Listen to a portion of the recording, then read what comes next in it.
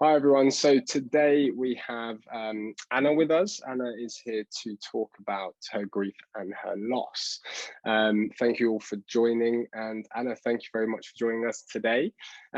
Just as a quick introduction, it'd be good if you could introduce yourself to us and those who are watching, just a bit about yourself, your age, your career, where you're living, etc. So I'm working with a company that delivers technology services as an application consultant. I'm 35 years old, and I have been living in the UK for the last 5 years. Before that, I was living in Chile in South America for another 5 years, and previously to that, I was living in Spain for a year. Oh wow! And so yeah, I've been quite on the road for some time. Yeah, no, awesome, very cool. So thanks for the intro. Of course, the reason you're here today, and I'm aware that you lost your mother when you were a young adult. Do you mind telling us a little bit about your mother, starting off with her name, kind of what happened with her, and how old you were when this happened? It's really good to talk about her name. I haven't pronounced it in a while. Oh, sorry. My mom's name was Maria. Sure. And I've lost her when I was 17 years old. Yeah. For us was a bit of a shock because it was I mean, as much of a shock that it was better for her because it was quick. She didn't have a lot of suffering to do. Mm-hmm. It was I don't recall whether it was a stroke or a heart attack or both, but that's how it happened. And at the time I was visiting some relatives by the sea because she had promised me to let me for the first time to go visit relatives and be alone and be by the beach and so on. So I was on that trip when this happened. I found out 3 days later about her being sick. Unfortunately, they didn't tell me first because there was I was going to travel alone, so they wanted to be sure that I was going to be okay. Yeah. My last moments with my mom were amazing because we in that week before I left, we had a bit of an argument, and I gave her some really hard time because I was 17 years old and I didn't really know what I was doing. Yeah. But I was clearly very upset about stuff. Sure. And so then we somehow got together in the next morning before my traveling, and everything was fine. We never used to apologize. We're just talking as normal, and we knew exactly how things were going. And so I have really good memories. After that, she drove me to the train station, and we were kind of the Gilmore Girls relationship. Very, very good friends. And she had an amazing technique on knowing how to find out about my life. So she was really brilliant at that. So yeah. No, interesting. Thanks for that. It's nice to hear you had such positive thoughts and memories of being with her, especially on that specific week or day that she took you to go on your holiday. And you said you were 17 at the time. Yes, I was pretty young, and I didn't really understand what was going on, to be honest. I didn't know how to process it for a while. Yeah. And would you mind telling us, Anna, a little bit about your mother in terms of how she was? You mentioned there that she was quite savvy at working out things about you, and definitely reminisces with me because my mother's very similar. So, but how was she as a person? And tell us a little bit about her if you don't mind.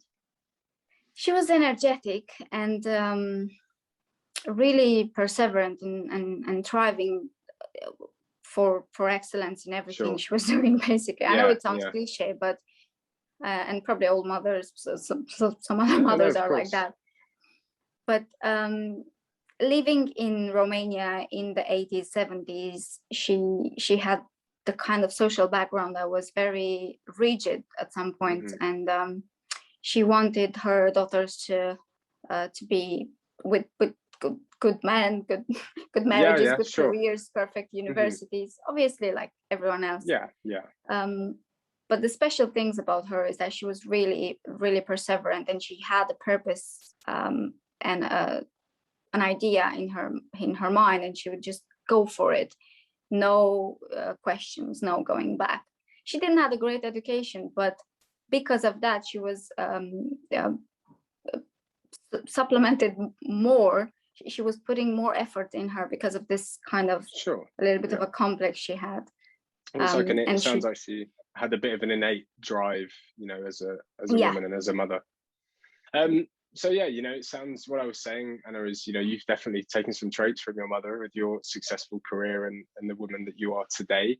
And, you know, thanks for sharing this information about her and what she was like, Maria.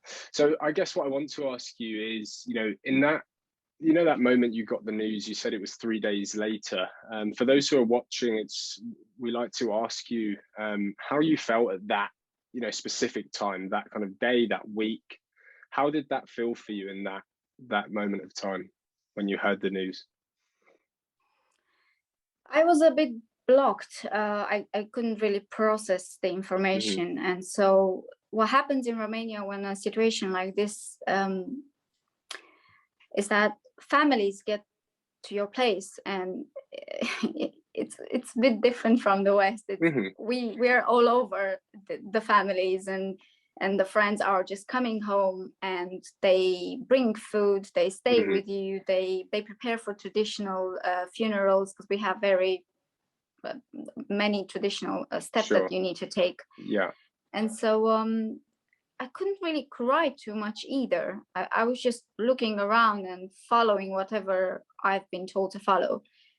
I processed this information about 2 months later, when I had a bit of a breakdown, and because I started to miss her.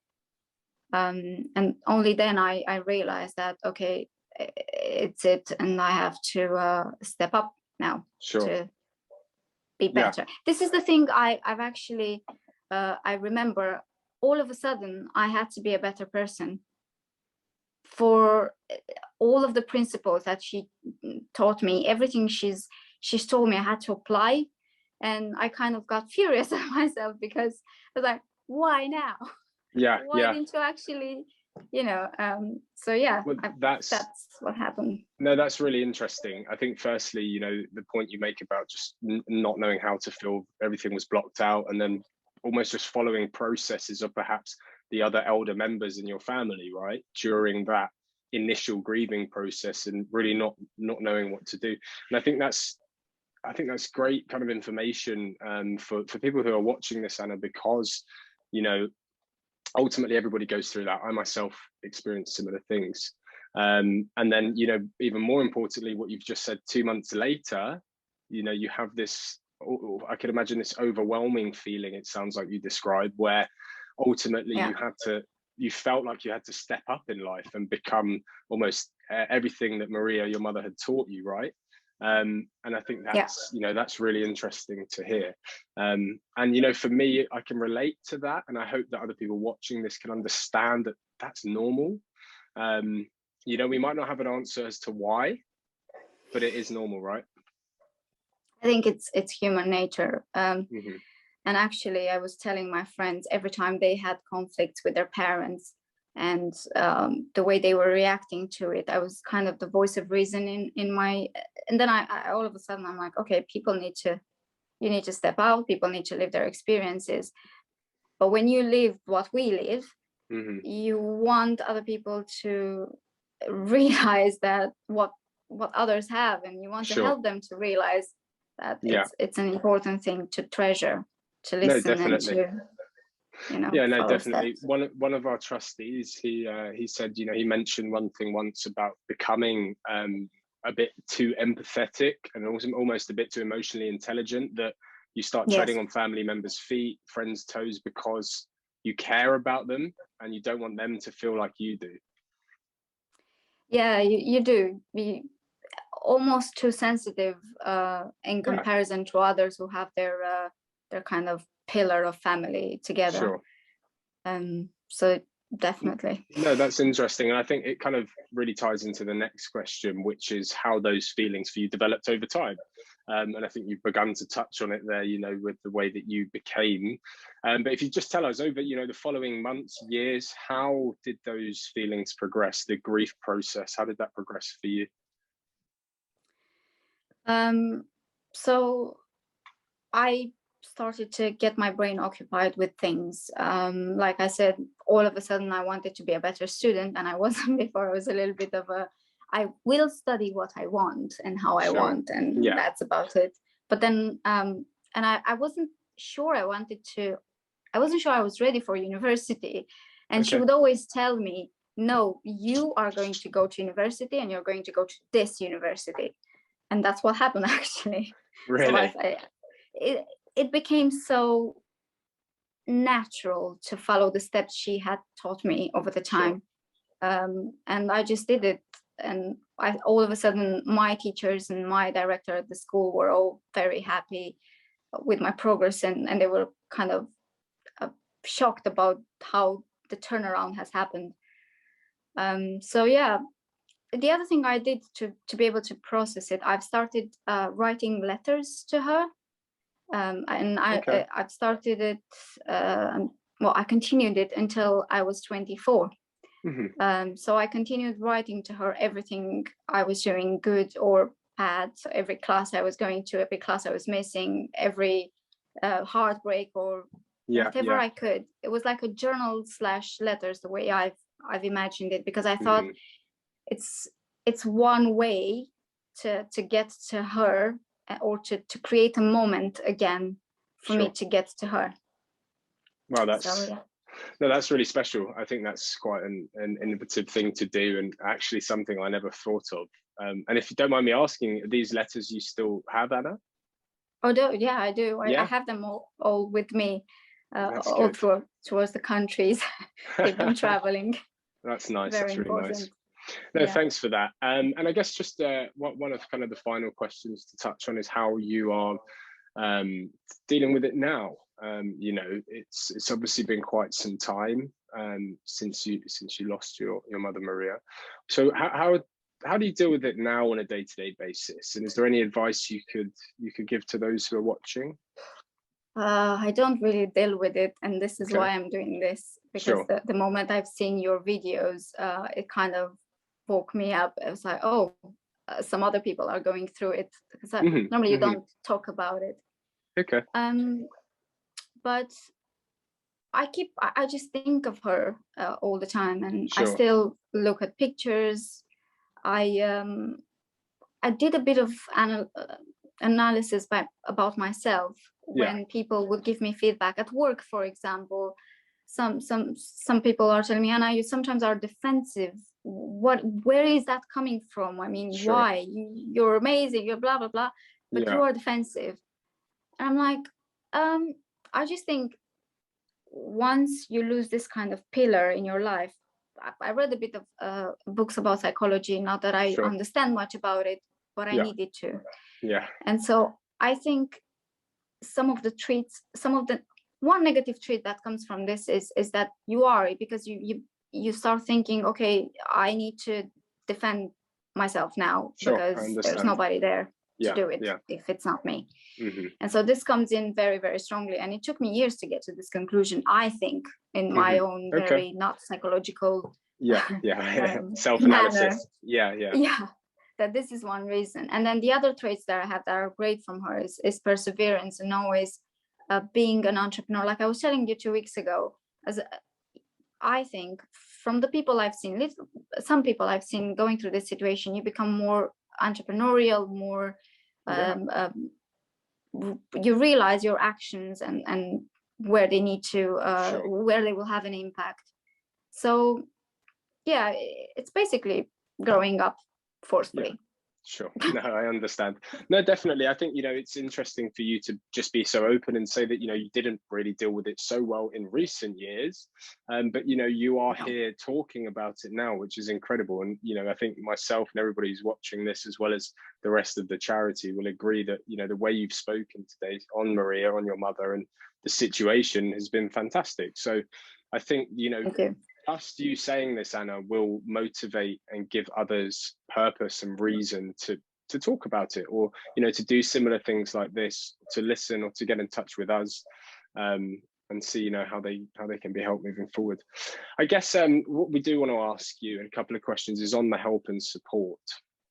So giving the emotions and the feelings you've mentioned, kind of what coping mechanisms, it's I guess quite similar to the last question, but what coping mechanisms have you used to help you navigate through?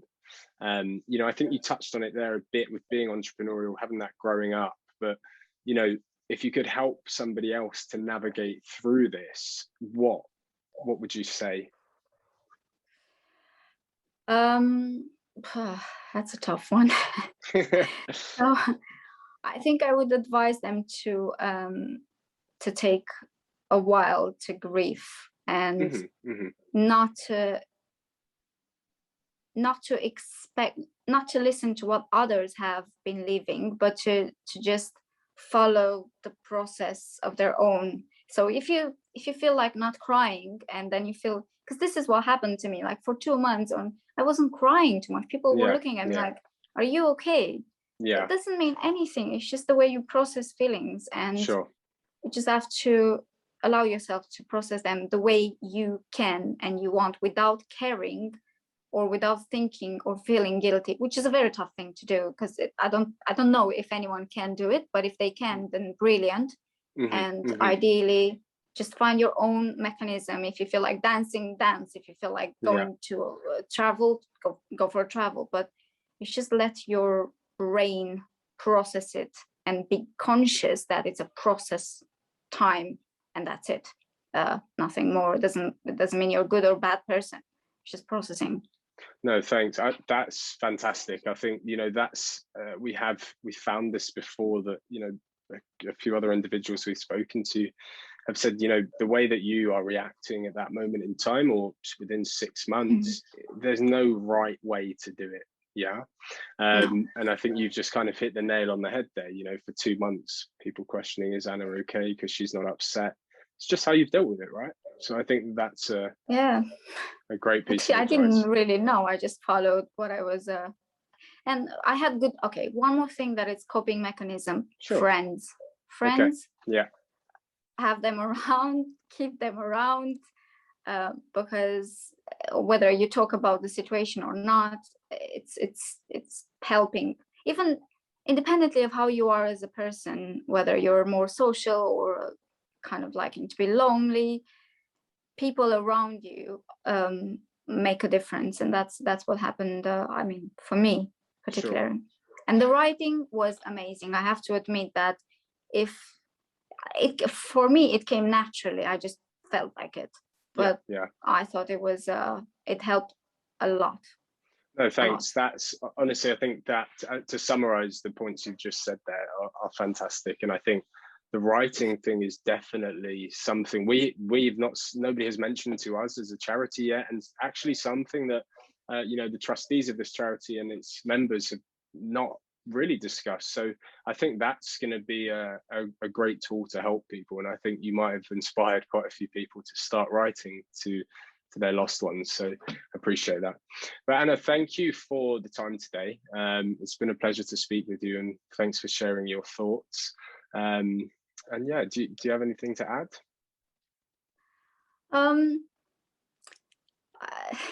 It's a bit tough, because I think one of your questions was, and it's stuck in my brain. What would you advise others to do? And I just think do not wait to be. It's tough, because it's in our nature not to realize what we have until it's gone. Typically. But if there is anyone that can actually and will be able to realize that parents do matter in a very special way, they are a pillar, and it's going to impact your life later on. Just don't be a better person after they're gone, with them and for them. Just be a better person whilst you have them. It's gonna make the difference later on. I appreciate that. Well, thank you very much, Anna. Thanks for your time. Thank you. Thank you.